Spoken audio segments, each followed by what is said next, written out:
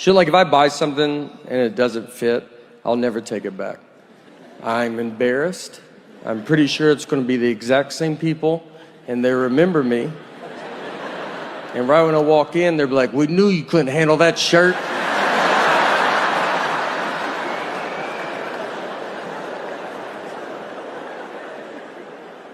She takes back groceries to the grocery store. Yeah, food. Honestly, I don't think it's allowed. I think she's bullying these 15-year-old children. They don't know what to do. I mean, their mom walks in being like, your bananas got weird too quick. And they're like, what? You picked them out. They're not what are you talking about? I'm gonna change them. I'm gonna go change them out. Yeah, that lady is stealing bananas. So I'm married as well. And me and my wife just celebrated our 14th wedding anniversary. And we've been together for years. And I met her, it was before I ever started comedy. We both worked at Applebee's together, is where we met. We're big Applebee's fans, still to this day. Hold on. Let me just, it feels like, yeah, that's a good one. Are they not all doing the same job? You know, like, and they just be like, well, I'm already over here, so you don't got to come over here, you know. That's what it seems like they should do. They should talk more and go, I'm over here. And he goes, oh, okay, I didn't realize you were over. He's like, yeah. So don't go, I'll stay over here and you stay over there. That's like our main thing, is that we can stay right here, you know? All right. My wife and I, we met at Applebee's. And before I ever started comedy, I was a host and she was a server. And someone asked me, they said, hey, do you think, did you ever imagine when you started dating that life would become all that it's become? And she said, well, when I met him, he was a host, and I didn't think he was smart enough to be a server. So, yeah, we've got a little bit farther than I expected, you know? I told her I want to be a server one day, and she's like, you keep dreaming that dream, all right? I think if you try hard, you can get that menu memorized. I'm excited to be here. I'm from Nashville, Tennessee. And couple, all right, some people. And we were married, and me and my wife were in Nashville last summer, and we went out on the lake with some of our friends, and we were floating in the water, and there was a guy in a boat, like right next to us, and my wife was like, oh, that's my ex-boyfriend in that boat. I didn't know who he was. She didn't have to say anything at all. She was just basically like, are you having fun? Because I would like to put a stop to that and make you stare at this guy the rest of the day. So I'm staring at him, and then I look at her, and she's staring at him. I feel like she's staring at him to see what her life would be like if she didn't marry me. So I started staring at him because I was like, I'm gonna see what my life would be like if I didn't marry her, you know? We were both putting so much pressure on this guy, and we have a daughter. We have a 3-year-old daughter, and we took her to Disney World, and I made the mistake of like telling my friends. They were just like, I don't know why you're taking her, you know, just wasting money. She's not gonna remember it. And it's like, it's exciting. Like she believes in Minnie Mouse. Like it's fun to see her get excited. Like, what should I do? Should I just put her in a closet and be like, do you remember yesterday? No? Well, until you start remembering things, I'm not going to waste any of my money on you, you know? I live near Montreal. I've been here a few times. Last time I was here, had it was a bit of a too much of a good time. Is that how you should say it? I was staying here at the hotel, got super drunk, and locked myself out of my hotel room completely naked. And I remember getting all the way out, and then I hear the door shut, which is the most boring noise I've ever heard in my entire life. So I'm standing there, I'm like, what are you gonna do? And I was like on the 7th floor, and I was like, oh, window, I'll just jump out of that, you know?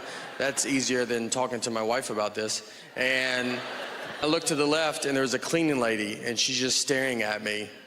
And I'm just like, what are you doing here? And you know why she's there? Because it's like 11 a.m. That's why she's there. That's how far in the day it was. And I looked at her just like, you know, what are you gonna do? Like, this happens to the best of us, right? And she was like, doesn't, it's never happened before.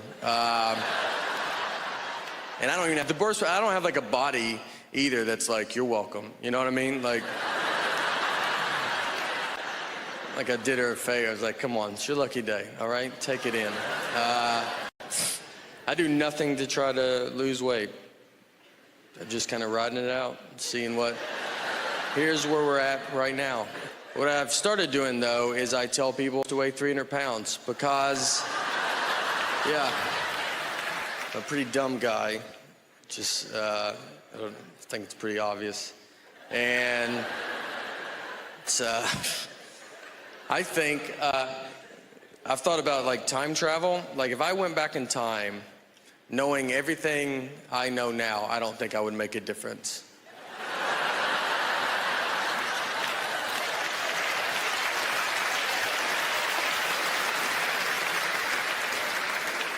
I don't think you would even hear about it. If I went back to the 20s and I like saw some guy on like an old phone, I'd be like, hey, eventually they have phones you just carry in your pocket. And he'd be like, yeah, how do they do it? It's like, I mean, I don't know. I don't know doing it. It's like a satellite or something. And they'd be like, what's a satellite? Well, I shouldn't have even brought that up then. It's like a round metal dish or something that's got to go pretty high in the air. I honestly don't think I could prove I'm from the future. I mean, they would want some proof, you know?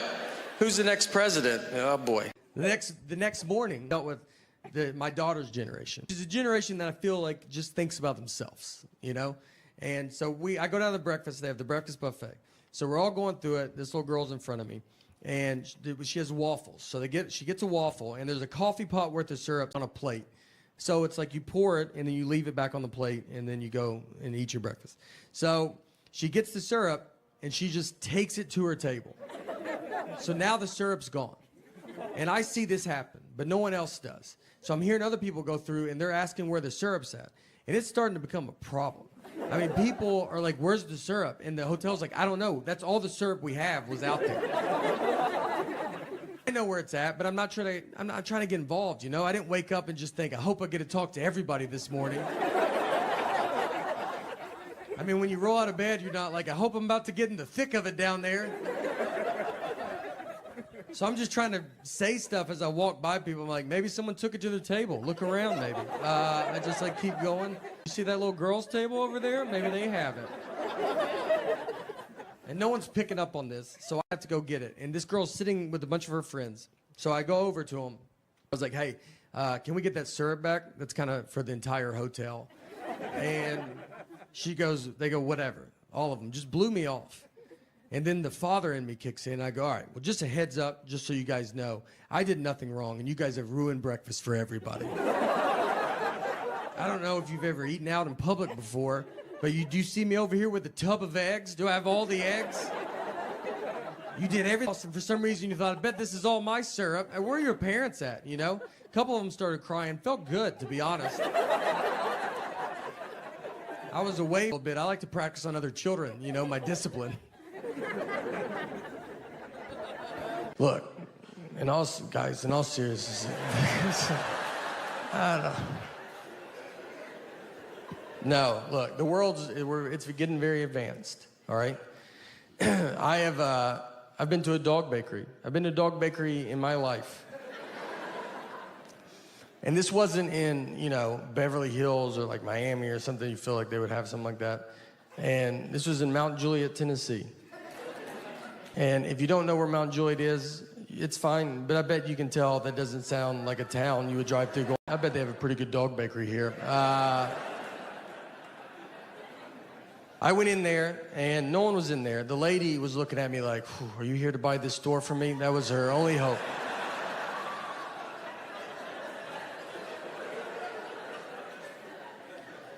I talked to her. She had some time on her hand, excited to talk. And her and her husband bought the store for their 27-year-old daughter who graduated from college with a degree and came out of college and said, I want to own a dog bakery. I want to make cakes for dogs. If I asked my 6-year-old what she wants to do when she grows up, I think she'll tell me she wants to make cakes for dogs. And I'm gonna tell her that she can do whatever she wants to do, hoping she doesn't turn 27 and go, let's talk about those cakes for those dogs. Maybe they're usually busy. Maybe I was on there on a slow dog birthday day. I don't know, all right? She told me everything was organic, and I was like, that's good. That's what I like to hear, all right? This is for that dog that's outside licking gum off the sidewalk right now. And if anybody deserves organic food in our house, this little girl, I'm not gonna waste it on her. It's for that dog that's wandered out in the highway because it doesn't know what cars are.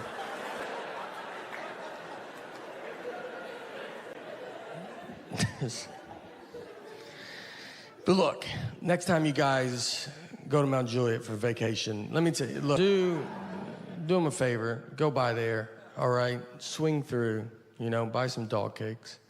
And I'll be honest with you, I'll be up front with you guys. I bought a dog bakery, it's not going that good, all right? We're almost done, so don't worry about it.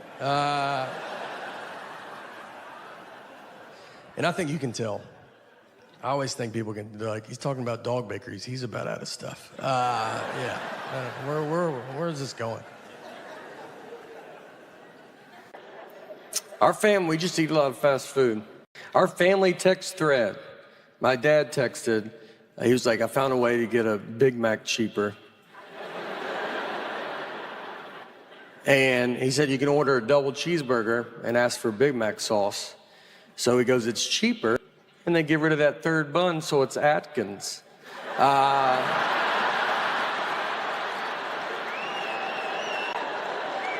how you do it. That third bun is the one that you're like, I don't know if I need the third bun.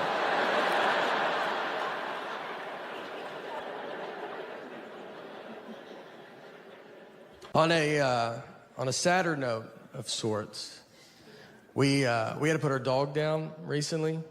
And it's a tough thing to do, you know. Nothing was wrong with her. I'm just really busy right now. And she was very sick. That was a joke, all right? That was a joke. She would have loved that joke, so don't you worry about it. That's the type of humor she had. She was a rescue. It's not your labradoodle humor, all right? A little darker.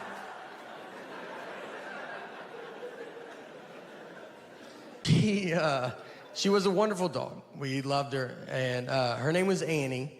And the reason we got her was my sister worked at a vet, and people do put dogs down for no reason. So if someone brought a dog in that was fine, they just didn't want it. My sister couldn't do it, so she would walk the dog back and then just steal the dog.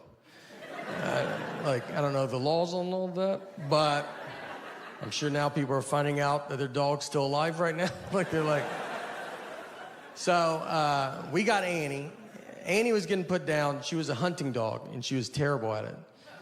And she was bred to be a hunting dog, and she was just like a misfit toy that just didn't do it. She got shot once, and that's because the guy, he would be doing target practice, and then she'd just walk in front of the targets, and he would hit her. He's like, what are you doing? And she's like, what are you doing? She had no awareness about her, the senses that dogs have. We had turkeys in our backyard once, and I let her out to go chase these turkeys. You know, retired hunting dog, figured that's fun. And we have a very normal backyard. It's not Yellowstone Park. You can see all of it at all times. Push her out, and she just pees and then comes back in the house. Never sees the turkeys. And I'm just looking at her you didn't feel anything? Nothing was going? I sensed it as a human on the couch. I felt there was turkeys outside. You want to take just one lap around, see if... The guy used her a lot for duck hunting, so he would shoot a duck. She's supposed to run and go get it and then bring it back. So what I like to picture is he shoots the duck, she runs out, comes back, no duck. And she's like, I don't even know what we're doing. All right, I did not. A million things flew in the air when you shot that gun, and I'm supposed to know which one you hit. And the guy's just looking at her, and then she's like, you're not even the guy that I came out here with.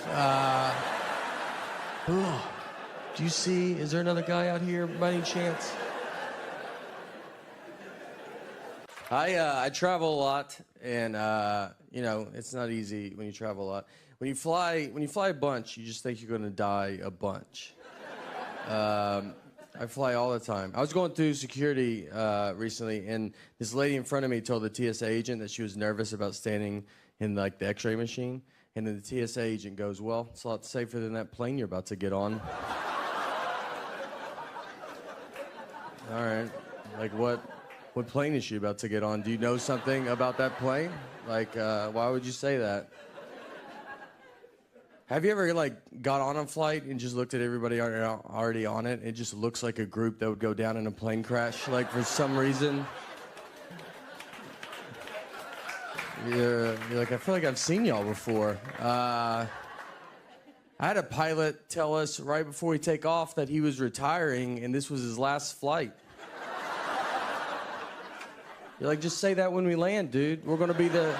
We'll be the same people, you know? Like, why are you putting this much pressure on this flight? He's basically just like, either way, this is my last flight. So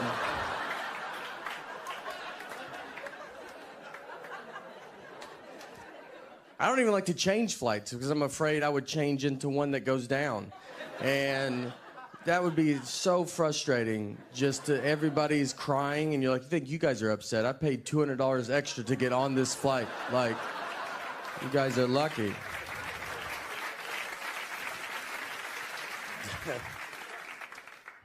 I was going through a small airport like recently, and like so they just had like the metal detector, and so we go through, and a guy in front of me, it beeps, and then they asked him, they're like, "Hey, do you think, they're like, do you have anything metal on you?" And he was like, "My keys." He's like, "Do you think that would do it?" And it was like, I think that would be the #1 answer on Family Feud of what would set a metal detector off. Keys? We thought he was gonna be like his knee or something. He's like, keys, do you think? You're like, I don't know, let's just try it without it and see what happens. When you're married, fighting is open 24 hours, anytime. We got in a fight recently at 3 a.m. We woke up to get in this fight. And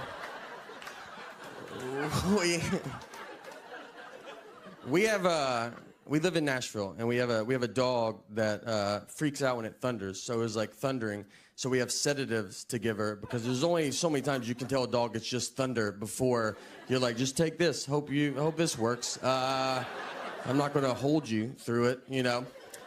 So I wake up, and I had asked my wife. I was like, hey, where are the sedatives at? And she was like, they're at the top of the cabinet. So I go get them. When I get them, I looked at the bottle, and the bottle said they were expired.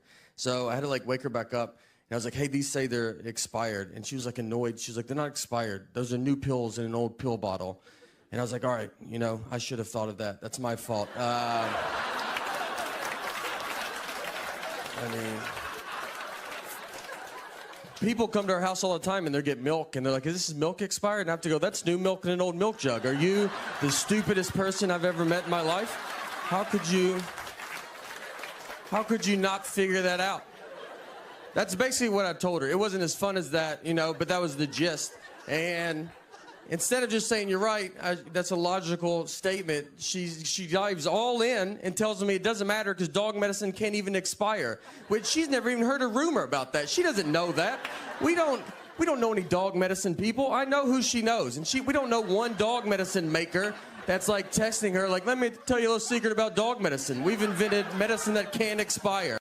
My dad goes to the hospital all the time. I mean, he has surgery 8 times a year, probably. He loves it. He loves it. The doctor will go, look, you could just stretch. And he goes, let's just do the surgery.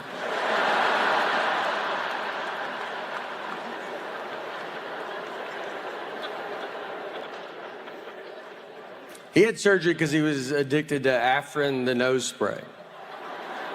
Yeah. Look, I got addicted to Afrin as well.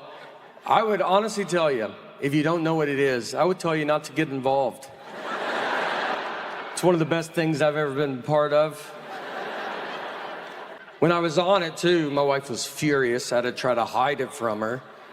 She could hear it from 3 blocks away, just one little puff. What's that? I ain't gonna live like this. I ain't worked this hard not to do Afrin in my own home.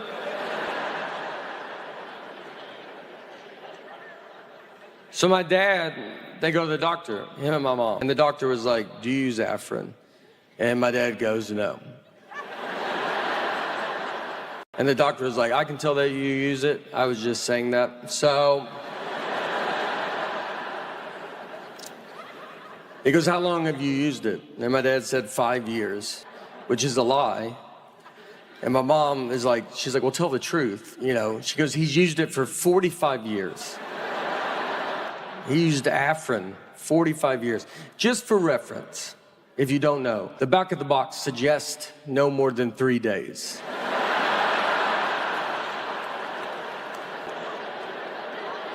I mean, there's not a medicine on earth that tells you to give it a good 45-year run.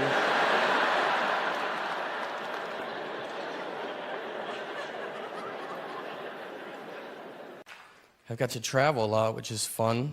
I get to go to like different countries, and I don't deserve to go. Like, I don't know where these countries are at. I just go.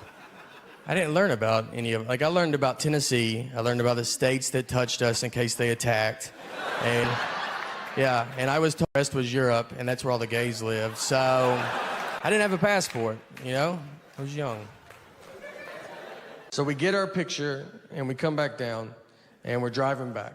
And on the way back, since my buddy was driving, he did not see the dead horse, you know? I'm like, well, you can't not see it. So it's just one road, and I was like, I'll just show you where it's at. So we're driving, and we get to it. I was like, it's right here. And I pointed, and the horse was standing up, doing unbelievable. One of the healthier horses that I've ever seen. So I learned that horses lay down to sleep. I did not know that. I don't know what I thought before that day. I don't know. That they lock their knees. That's why they have 4 knees. I don't know. That's what I would have probably argued with you about it. People put signs up that say, like, horses lay down, don't call 911, because people call the police. They drive by a horse laying down in some guy's yard, and they're like, y'all guys should go, like, deal with that. And they're like, some people knock on people's door. Hey, is your dad home? Your horse died outside. And I thought you should hear it from a stranger first.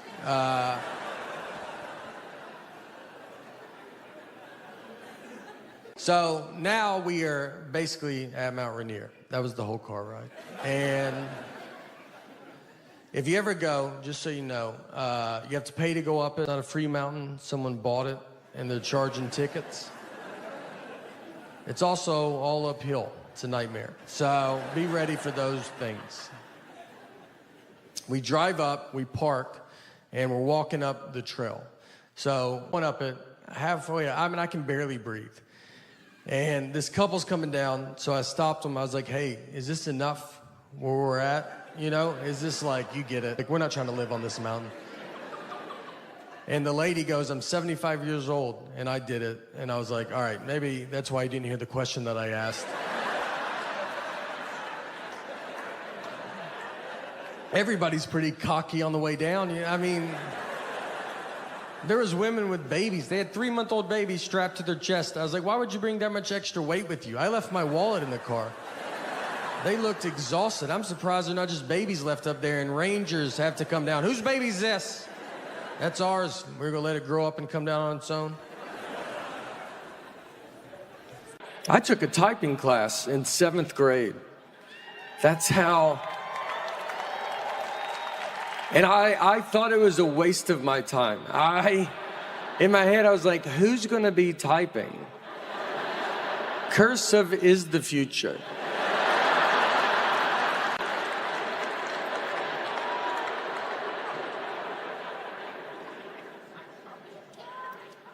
That's why I like, there's the future. I don't know what's going on. I don't know technology.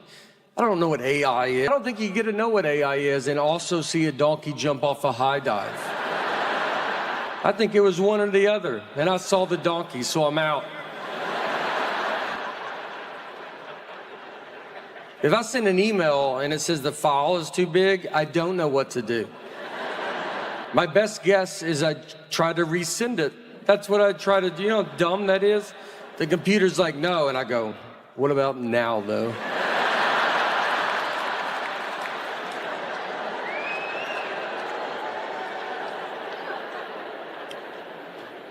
I'm married. I'm still married, and thanks. Yeah. I like to say it, you know, like I'm at the same job, just like, yeah, no, still work there. Yeah, right out of high school. Only job I applied for. My wife will tell me that she always says that I don't like the way she talks, and it's not her voice. I like the sound of her voice. That'd be a big problem, I think, if it was like, it's your voice. I just hate it. To go to couples therapy and be like, can you hear it right? Like, it's not, you know, it's not fun. It's the information that she chooses to tell me at times. So, I will never go through that process to get my name changed, so I just deal with it. And it gets brought up. Once I was checking a bag, and the guy behind the counter, he sees my ticket says Nathan, the license says Nathaniel. He was like, this is not good. He goes, these names don't match. And I was like, but they match, right? Like, you can see the leap that we took to get from one to the other.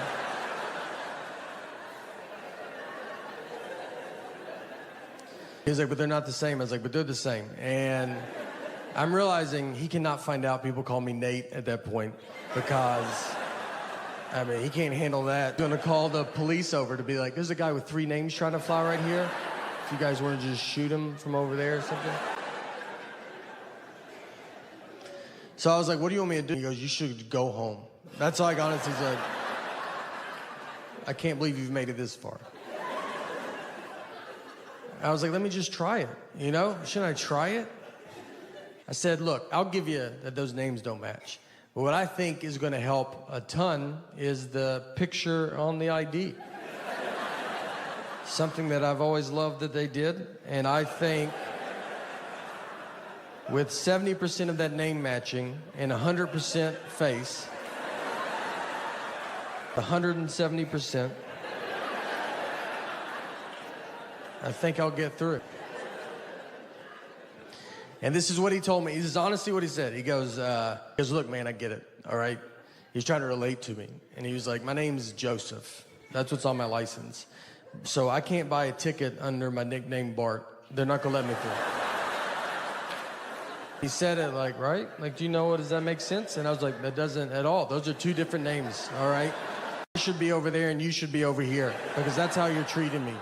Like I'm a Joseph Bart. Made it through.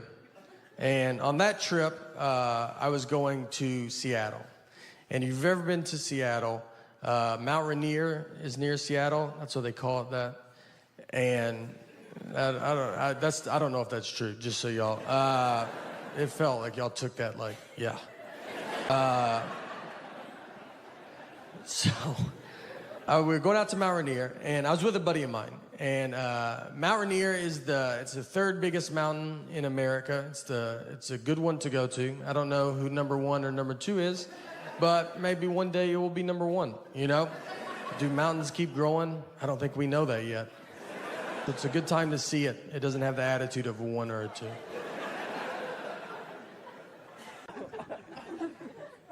When we were doing these driving shows, we were on a bus together. I convinced Nick that I didn't know who Nancy Kerrigan and Tanya Harding were. Nick is learning this, that I do know who they are. He's learning right now with you. I never told him. I absolutely know who they are. He brought all his references are just 90s sports references. He only can reference the 90s. And so he brings up Nancy Kerrigan and Tanya Harding, and I was like, who's that? He's like, what? You don't know who they are? And I was like, I don't think anybody knows who they are. And he was like, a huge story. It was like figure skating is like a mafia hit. I was like, I've never heard this, dude. Don't you think I would have heard it? I mean, I was like, no one knows this. He's like, he's losing his mind. I go, they should make a 30 for 30 if it's that. They did. Another guy's like, they should make a movie about it. He goes, there's a movie. And he's just losing it. Thank you, everybody. That was exciting. You know, it felt good. All right. I'm from Tennessee originally. Yeah. So that's something. And I lived in New York, though, for 8 years. I'm on board with New York. I like it. I like the driving. It's, like, great. It's very intense. Everybody just honks at everybody nonstop, and that's how it should be everywhere. You know? Like, growing up in the South, no one honks their horn ever. People just sit at lights, and they're just like, if you want to go, I totally understand. I'm probably not going to go when I get up there, so, yeah. Let's just wait it out, right? Shouldn't we just wait it out? I'm married. Been married for 7 years. We have a 10-month-old daughter now. So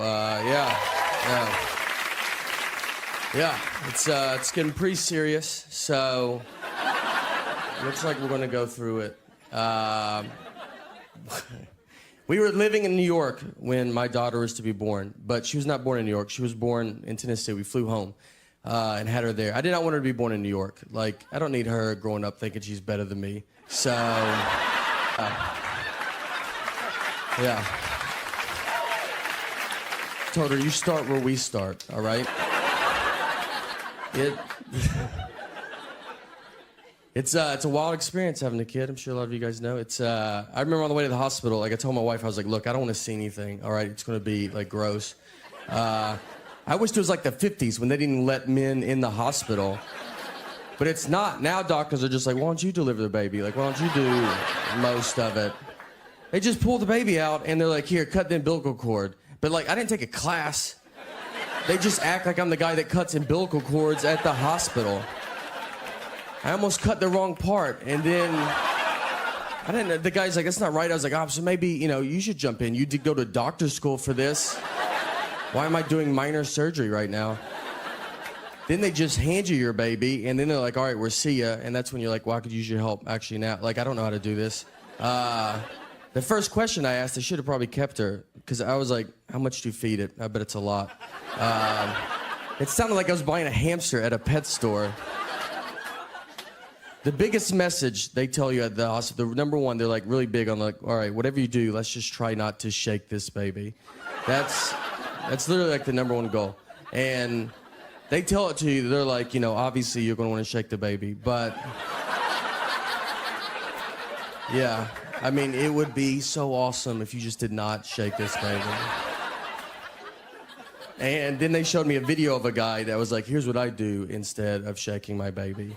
Like he was like, I take walks, for instance. Like I walk 70 miles a day or something. I walk a lot. I've barely seen the baby. Then I signed a certificate like I was in kindergarten that said, all right, like I promise, I swear to God I won't shake the baby. Like quit asking me. I've never heard the word shake so much in my entire life. That's all we talked about. The first night we got her home, she was like crying for like 6 hours. You're just like confused, we're delirious, and I was like sitting there and I was like, wait, are we supposed to shake this baby? Is this when we do it? This seems like when you should do it. We didn't shake her, so it's all right. You guys don't have to call somebody.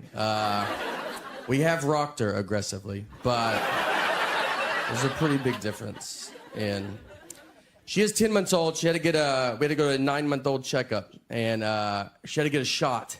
It's very nerve-wracking when a baby gets a shot because they don't know what's going on. Like she's just looking, at us, being like, this day's going unbelievable. Like I don't even see what could go wrong. And then you're like looking at her like it's about to all go wrong. No idea. So she gets the shot, so we go to grab her, like, for her to start crying, but she doesn't cry. Like, she's fine. And, like, the doctor was, like, surprised. Like, my wife is, like, happy, but she's, like, emotional. She's like, maybe this is a sign. Like, she's going to be a strong girl, maybe, like, a powerful woman. And I was like, yeah, possibly. We should also make sure she's not going to, she might be a psycho. Like, who doesn't cry when they get a shot? Who's just fine with that? I would cry if I got a shot, and she's already comfortable with pain at 9 months old. All I know, in 20 years, I'm either going to be telling her, look, we love you, and we're happy you've accomplished all of your dreams, or I'm going to be on the news going, we love you, but you need to turn yourself in right now. What's up? Thank you, everybody. Very excited to be out here. Love getting to travel a bit. I've been to a lot of different countries lately, and it's always weird because, like, every time I go to another country, I don't never know where it's at. Because I'm from Tennessee. I didn't learn about countries in school. I learned about Tennessee. I learned about the states that touched us in case they attacked. And then I was told the rest was Europe, and that's where the gays were made. So, yeah, it was like a different book that I had. I'm married as well. I've been married for 5 years now. It's getting pretty serious. So, yeah, I've been with my wife actually since I was 21, and I'm 32. So I've actually never dated another girl. I realize I have no dating jokes though. You know, and I have like one. Like, hey, you ever go on your first date ever with a girl and marry her? Did nobody do that? Nobody? Don't try to other people. My wife always tried to test my love, too. Like, she asked me recently if I would take a bullet for her. And, yeah, like, for one, first of all, she runs with a pretty rough crowd, so it's probably going to happen. So I, had to think about it, and I told her yes. But, honestly, the only reason I said yes was because, all right, I don't know how fast a bullet is, exactly. But it's, pretty fast, right? You don't hear a gun go off, and you're like, oh, I should get over there and get in front of that, right? So all I gotta do is stand there, she'll get shot, right? So she'll go down. I just gotta dive immediately after she goes down. So she goes, I go. I'll be like, did I get it? I'll feel around. I know her. She's gonna be pissed at me about it. And she's gonna be like, no, you didn't get it, you get nothing. I'll be like, oh, great, we're in a fight now. All right, well, maybe that wasn't reasonable to ask me to do. Did you ever think of that? It's a bit unrealistic, all right? How fast do you think I am? If you want to ask a realistic question of someone to protect you, you should be like, hey, would you take a sword for me? That's much more realistic. You're going to see a sword.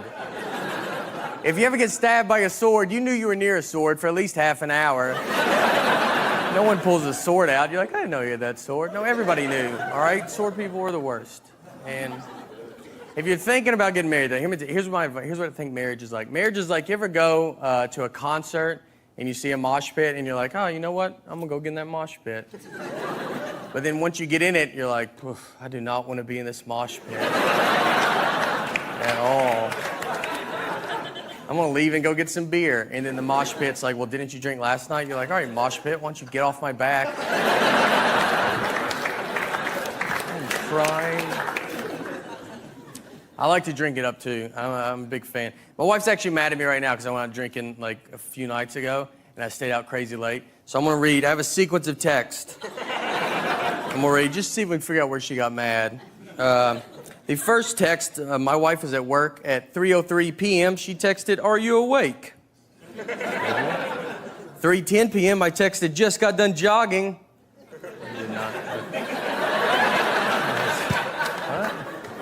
3:12 p.m. she texted, jog to the kitchen and do the dishes.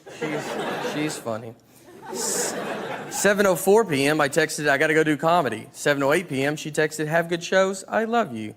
So there's no fight right there. That's sweet and fun. Now, I think she got mad somewhere over the next 11 hours. Because I did not resurface until 6:16 a.m. I texted, I on my house.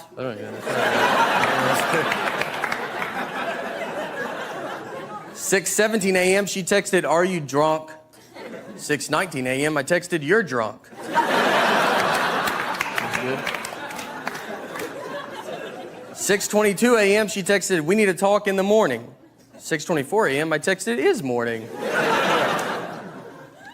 6:27 a.m. she texted, sleep on the couch. I was like, oh boy. That's when I knew I was in trouble, guys. But we've been together a long time. I know how to fix all this stuff. So the last text I sent, 6:31 a.m., I texted, whatever, dude. All right, thank y'all very much, guys. Look, in all seriousness, I don't know. No, look, the it's getting very advanced, all right? I've been to a dog bakery. I've been to a dog bakery in my life. And this wasn't in, Beverly Hills or Miami or something. You feel like they would have something like that. And this was in Mount Juliet, Tennessee. And if you don't know where Mount Juliet is, it's fine, but I bet you can tell that doesn't sound like a town you would drive through. I bet they have a pretty good dog bakery here. I went in there, and no one was in there. The lady was looking at me like, are you here to buy this door from me? That was her only hope.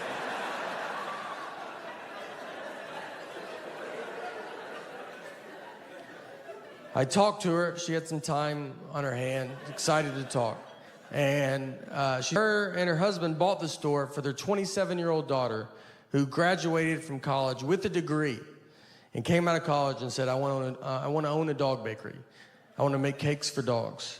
If I asked my 6-year-old what she wants to do when she grows up, I think she'll tell me she wants to make cakes for dogs. And I'm going to tell her that she can do whatever she wants to do, hoping she doesn't turn 27 and go, let's talk about those cakes for those dogs. Maybe they're usually busy. Maybe I was on there on a slow dog birthday day. I don't know, all right? She told me everything was organic, and I was like, that's good. That's what I like to hear. All right, this is for that dog that's outside licking gum off the sidewalk right now. And if anybody deserves organic food in our house, this little girl, I'm not gonna waste it on her. It's for that dog that's wandered out in the highway because it doesn't know what cars are.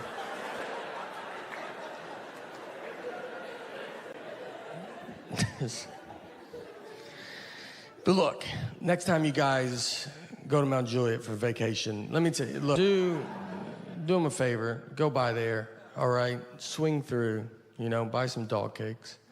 And I'll be honest with you, I'll be up front with you guys. I bought a dog bakery, it's not going that good, all right? We're almost done, so don't worry about it. And I think you can tell. I always think people they're like, he's talking about dog bakeries. He's about out of stuff. Yeah. Where is this going? I got in trouble with my wife because, like, on her last birthday, I got her an oven. All right, pretty nice oven. Take it easy. And I bought an oven because, like, I know, like the vacuum, her other favorite toy as a kid was the Easy Bake Oven. So to go with her big girl vacuum, I got her.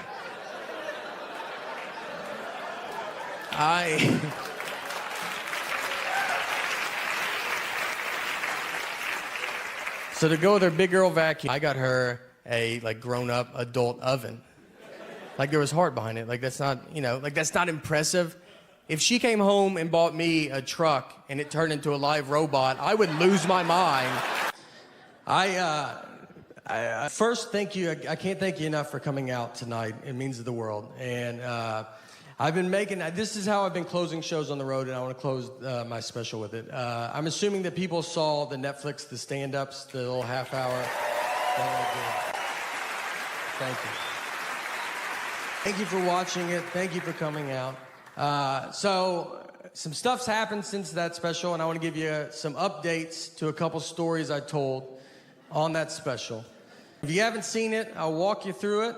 Don't, think you're going to be lost, and I think you've seen what I've talked about. I bet you're like, I bet we'll catch up quick. So the first update is about the Cape Fear Serpentarium. And if you haven't seen it, you could pause it right now and go watch it, but you might be like, I can't handle really much more of you. But if not, I'm gonna walk you through it, or maybe just a reminder. But a very quick, unfunny version is I went to Wilmington, North Carolina, to a guy's house, and he had a bunch of snakes, lizards, and a crocodile. And when I was there, a crocodile got out, and a lady wrote a TripAdvisor review about it. That's the very quick, unfunny version. If you haven't seen it, don't think that's all it takes to get a Netflix special. So the first thing is the lady that wrote the TripAdvisor review messaged me after the special came out. And you write a review on TripAdvisor, you can see how many people look at it, and it jumped 50,000 views the day the special came out. So, but she did not know this for a couple of days. So, I mean, she was like, I'm crushing it as a reviewer, all right? I swear. I'll bring your place. You better treat me right, Applebee's. I'll bring this whole place down.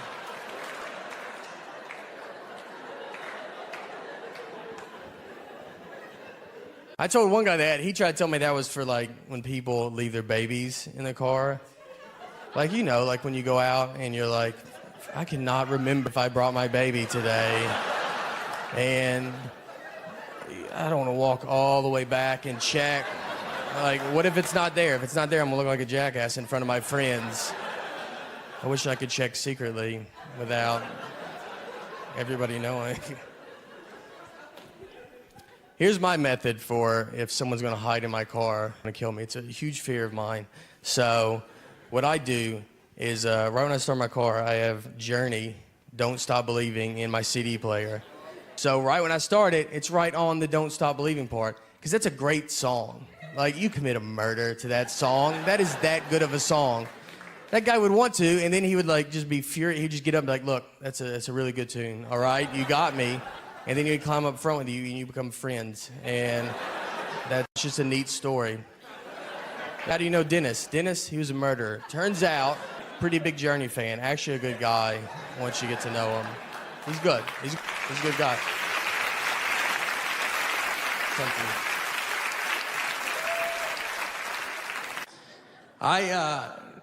you. First, thank you. I can't thank you enough for coming out tonight. It means the world. And I've been this is how I've been closing shows on the road, and I want to close my special with it. I'm assuming that people saw the Netflix, the stand-ups, the little half hour. Thank you. Thank you for watching it. Thank you for coming out. So some stuff's happened since that special, and I want to give you some updates to a couple stories I told on that special. If you haven't seen it, I'll walk you through it. Don't, think you're going to be lost. And I think you've seen what I've talked about. I bet you're like, I bet we'll catch up quick. So the first update is about the Cape Fear Serpentarian. And if you haven't seen it, you could pause it right now and go watch it. But you might be like, I can't handle really much more of you. But if not, I'm gonna walk you through it, or maybe just a reminder. But a very quick, unfunny version is I went to Wilmington, North Carolina, to a guy's house, and he had a bunch of snakes, lizards, and a crocodile. And when I was there, a crocodile got out, and a lady wrote a TripAdvisor review about it. That's the very quick, unfunny version. If you haven't seen it, don't think that's all it takes to get a Netflix special.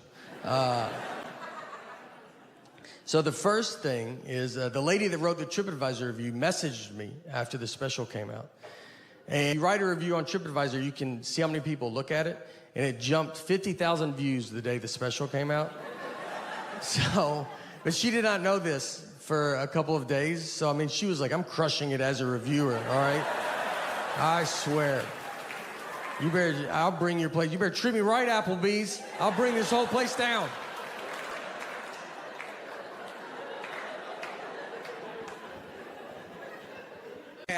I do 1 hour and just 0 laughs. I mean, nothing. And I'm not doing new jokes. I'm doing the greatest hits. I told this coffee with milk story 3 times.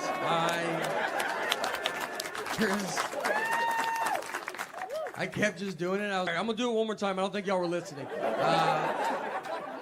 People were leaving. The guy that drove me asked someone that left, and he just goes, hey, is the comedy show almost over? And the guy goes, I don't even know what you're talking about. There's a guy giving a speech up there right now, so maybe after that.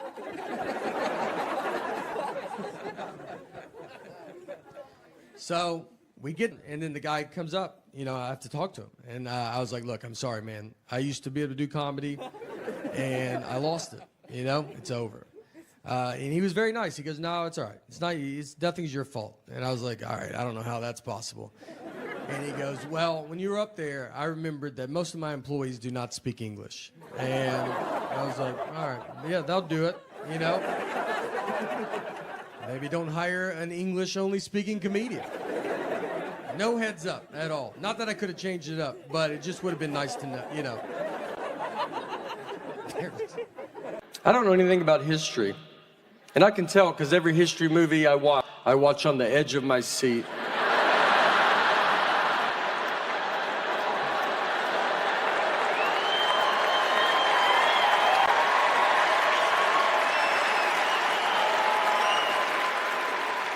What is gonna happen? I watched Pearl Harbor. I was as surprised as they were, you know?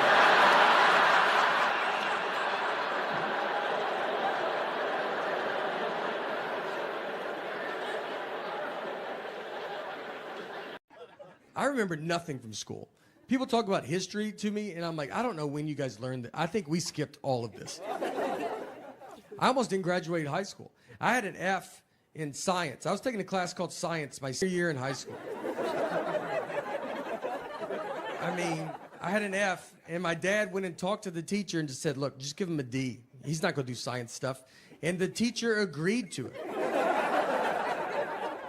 She was that confident I wouldn't touch the science world.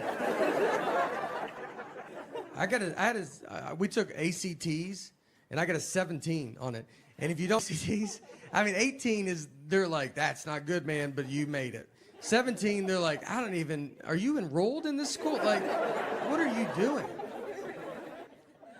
The only thing I remember is in 7th grade, we had a kid fist fight PE teacher. That stuck with me. I mean, he was too old to be in 7th grade. He drove to 7th grade. If you're a 7th grade teacher and one of the kids drives, you just know you got to fight that kid one day. Like, I mean, it's just happening. Like, me and my wife, I'm the dreamer of our group. You know, I feel like in a marriage, you have one is a dreamer. You know, money's not real. Let's have fun. Let's go do fun stuff as much as we can. And the other person hates fun. And that's how you make a marriage. You can't have two dreamers. You're going to be homeless in an hour.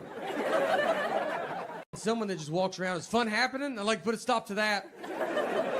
Are y'all having fun? Stop it. Is the air conditioner on? Turn it off.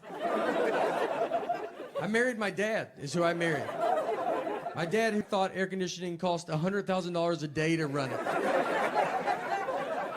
When we would be on car rides, I thought if you turned it on, your car exploded. Like just gas, you were out. We're out immediately. Did someone turn the air conditioner on?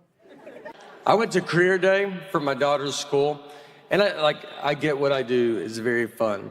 But I was nervous because I'm there with real people, and they're smart. And so I was hoping to sit at a table alone. They put me at a table with a surgeon, which I think they did it on purpose. Almost to show the kids, here's the difference between reading.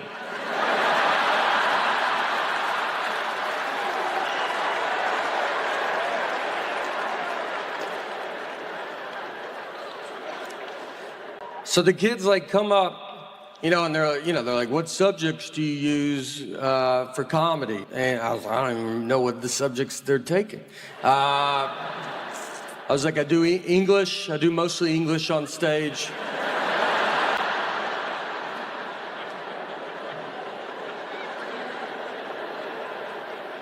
They asked him, how long do you go to school to be a surgeon? You know, and he's like 54 years or whatever. It's like And they asked me, they're like, how long to be a comedian? I was like, you're good now, so.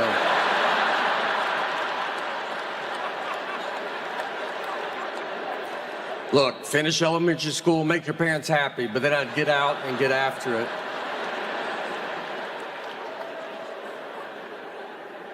Look, in all seriousness, I don't know. No, look, the it's getting very advanced, all right? I've been to a dog bakery. I've been to a dog bakery in my life. And this wasn't in, you know, Beverly Hills or like Miami or something. You feel like they would have something like that. And this was in Mount Juliet, Tennessee. And if you don't know where Mount Juliet is, it's fine, but I bet you can tell that doesn't sound like a town you would drive through. I bet they have a pretty good dog bakery here. I went in there, and no one was in there. The lady was looking at me like, are you here to buy this store for me? That was her only hope.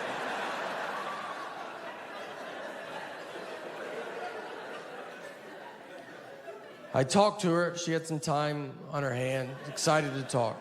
And her and her husband bought the store for their 27-year-old daughter who graduated from college with a degree and came out of college and said, I want to own a dog bakery. I want to make cakes for dogs.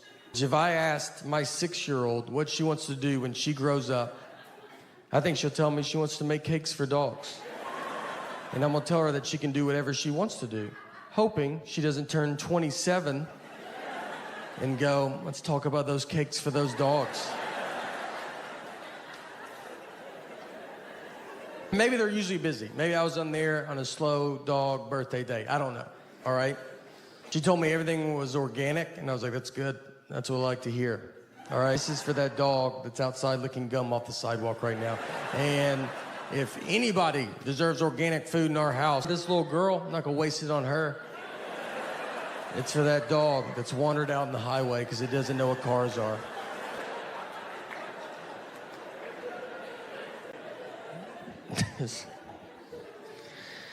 But look, next time you guys go to Mount Juliet for vacation, let me tell you, look, do them a favor, go by there, all right? Swing through, you know, buy some dog cakes.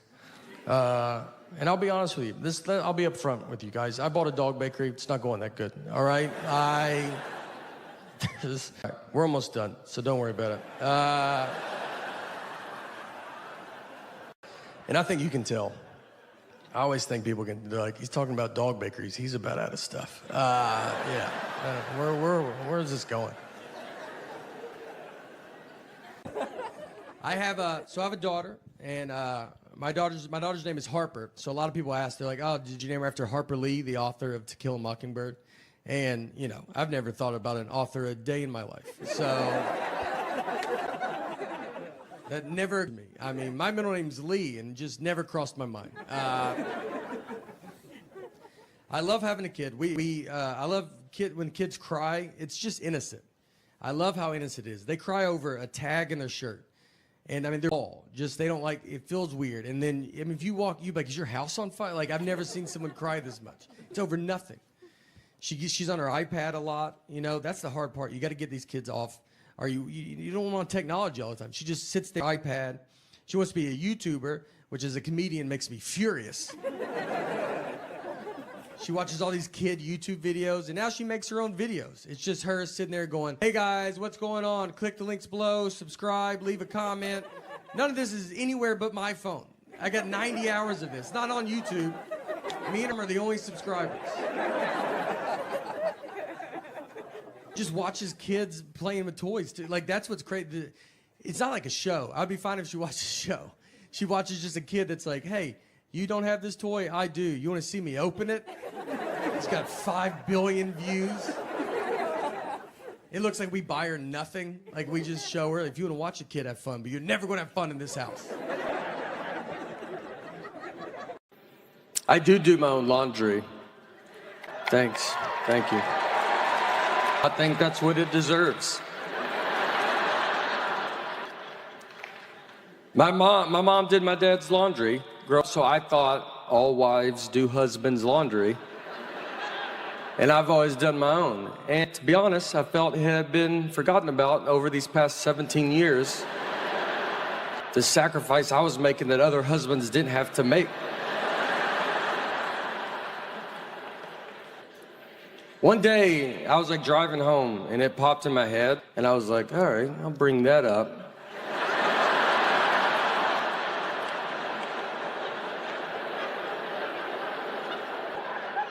I mean, I didn't bring it up that day, you know. I was like, I'm sure there will be a time where we'll be in some fight, I'll be losing this fight, and then, I mean, I'm like, I do my own laundry.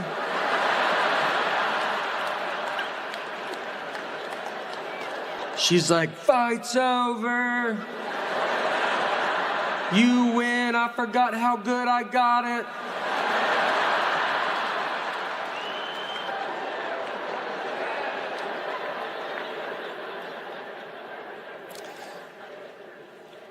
So I sit on it for like 6 months, like a long time. We finally get in a fight. I don't remember what the fight was about. Nothing. I don't know. It wasn't laundry. I remember that.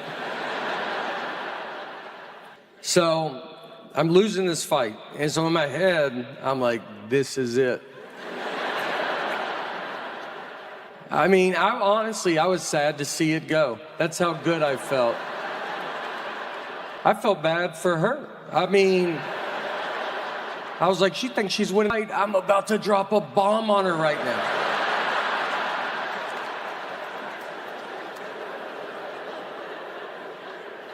So just out of nowhere, I do my own laundry. And I mean, I said it like, they don't make them like this no more.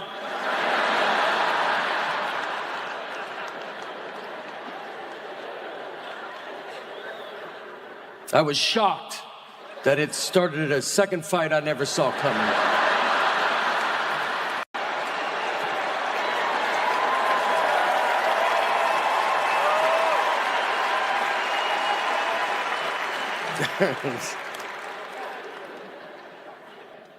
We do laundry very differently. She'll read the labels, I'll wash a rug and a suit together. I don't know. You don't put your shoes in there? Put your shoes. The washing machine's always a foot from the wall when I get done. It's like, that was a lot of stuff you put in there, you know? Like, yeah. And look, it's almost all wet.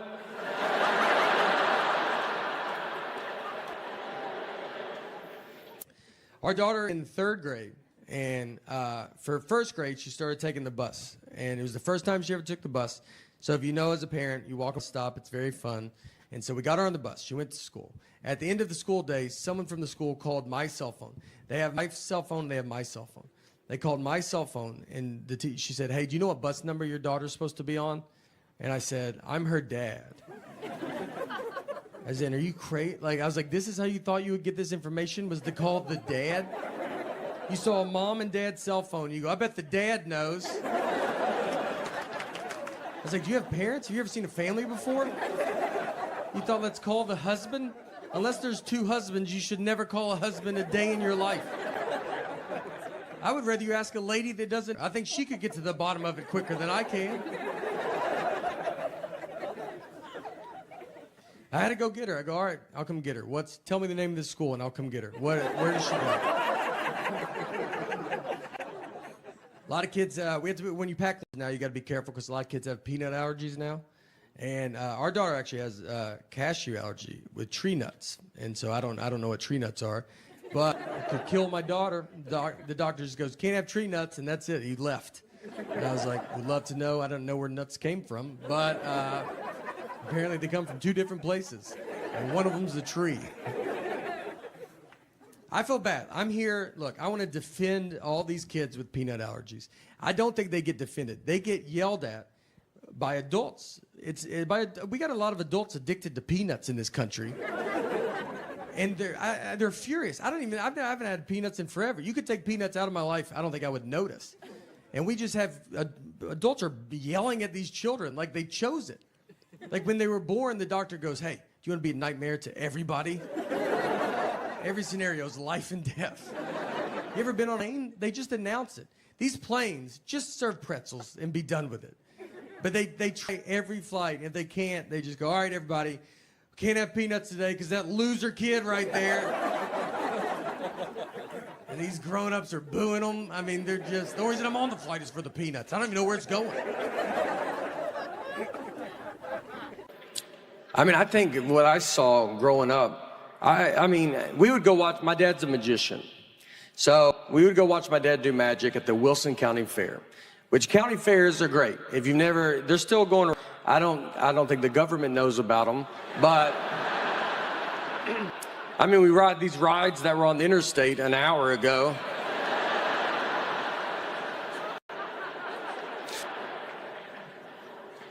This is it.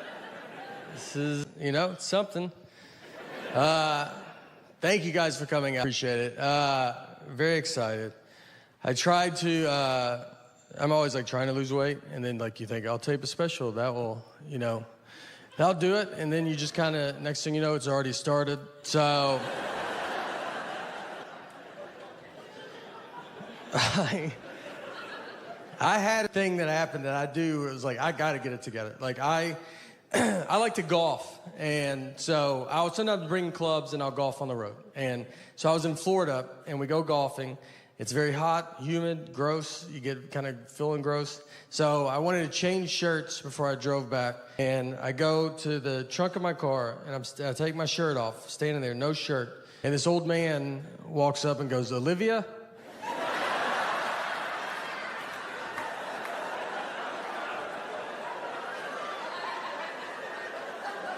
I had to turn. I was like, "I'm sorry." What did you say? I'm sorry. And he was like, "Oh, sorry, honest mistake." And I was like, "I don't know." He was looking for his elderly wife and saw me with no shirt on and thought that could be Olivia. I had a car that he does not recognize. None of this is making him not. He's like, "I don't know. That's a dead ringer for Olivia." I don't know who he disrespected more, me or Olivia, to be honest. I mean, we could both have a word with him.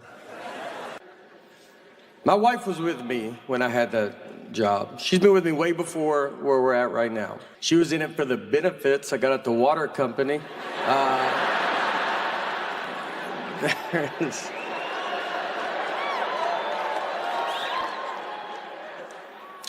We've been married 17 years. Thank you.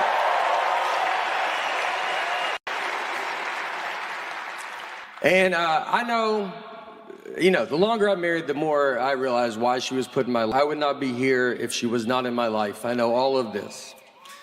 Now, I've also become very reliant on her because of this. I don't know anything about me. Like, I don't know what I like and don't like to eat.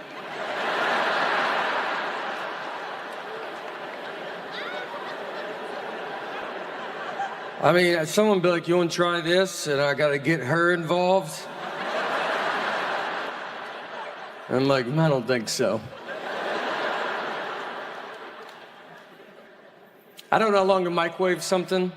I have to ask her every time, as if her family invented the microwave.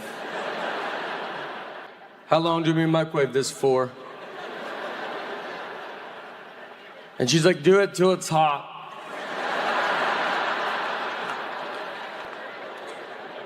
It's like, but I know you know a number,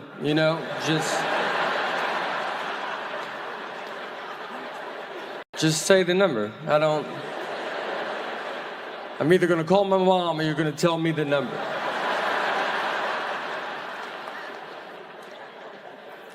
If she doesn't tell me, I type in 90 minutes and I'll walk away.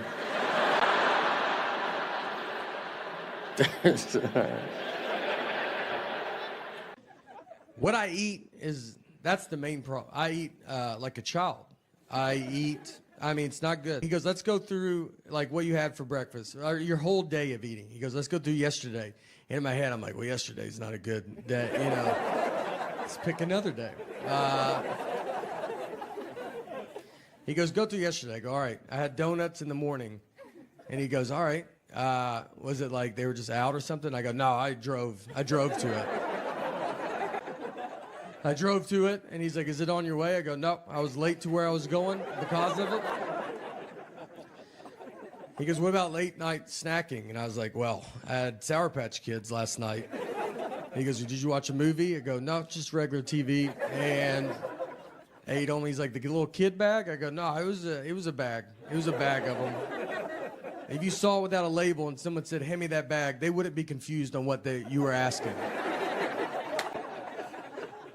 I always have trouble going to sleep, and I swear every doctor, it's like I eat Sour Patch Kids and have soda, and I'm like, "What's going on, man? I can't." Dude, at night, my brain just doesn't stop. And you're like, "Yeah, dude, you can't eat Sour Patch Kids in bed." Maybe that's a problem.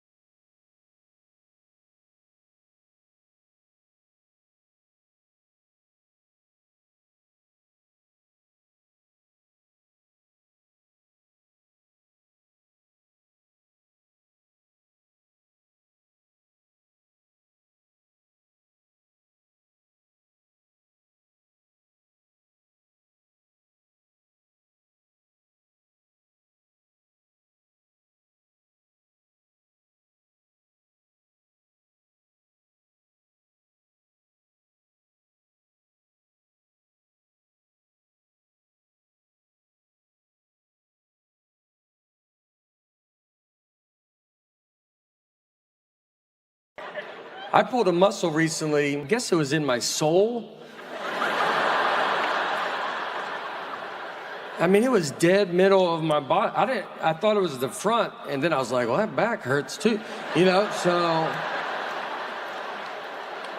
Well, what's in the middle? What muscle is in the middle?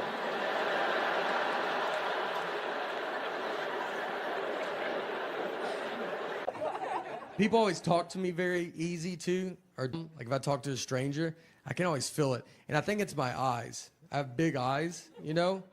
And so I just get a lot of like, you still with me, man? And I'm just sitting there like, yeah, I mean, I'm listening. And he goes, all right, I don't felt like you could have been anywhere, you know? I got a reversible jacket at home and I have them because I didn't know it was reversible. Bought them at the same time. Tried them both on separately. Like the black one, thought might as well get one too. Went and laid them up there, and I remember they go, "Are you sure?" I go, "Yeah, I think I know what I'm doing here, right?"